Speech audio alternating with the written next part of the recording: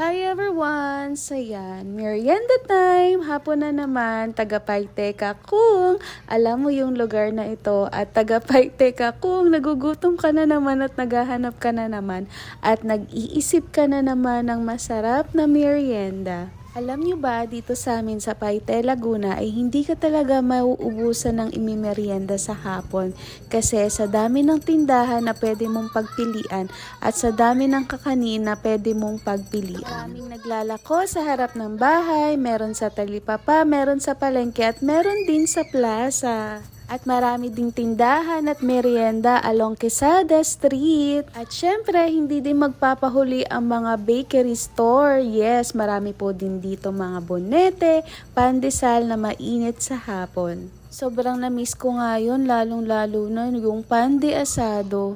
Pero for today's video, samahan niyo naman akong mag-crave ng takoyaki. So yan, from Ibaba del Norte, puntahan natin yung Kukuro Takoyaki dito sa may simbahan ng Paite. Sobrang bilis lang niya hanapin kasi pwede kang bumaba sa may highway ng Paite, tapos bumaba ka sa may palengke, tapos kaliwa ka lang, papunta sa Ibaba del Norte. Then yun, go straight ka lang papunta sa simbahan ng Paite at doon mo makikita ang lapit-lapit na tindahan na pwede mong tambayan at mag-food trip. Ang sarap kaya tumira dito, lalong-lalo na kung kaparehos kita na food is life. Kaway-kaway sa mga OFW na namimiss din tong lugar na to, o diba? Dito nga din pala nilalagay ang tiangge tuwing Tuesday and Saturday. So yan, sa mga naghahanap ng tiangge, malapit dito sa Paite, pwede din po kayo ditong pumasyal. So andito na tayo sa Kukuro Takoyaki dito sa Paite, Laguna. Dito po yan sa may plaza,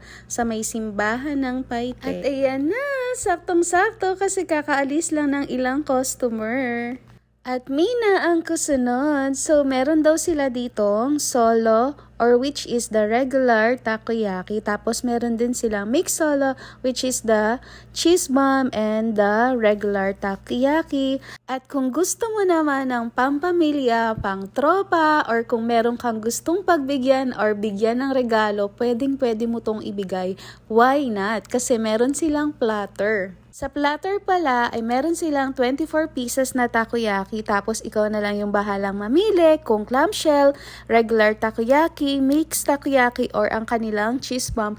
At nakita nyo ba yung before na video? A lot of cheese and bonito on top. Nag-crave ka na rin ba? Tara dito sa Paite, Laguna, sa may simbahan or sa may patio. Dito lang yan sa Kukuro Takoyaki. Pwede ka ding magpa-add ng cheese and bonito on top, kagaya ko. So yun lang. Thank you for watching everyone. Have a nice day. Good vibes.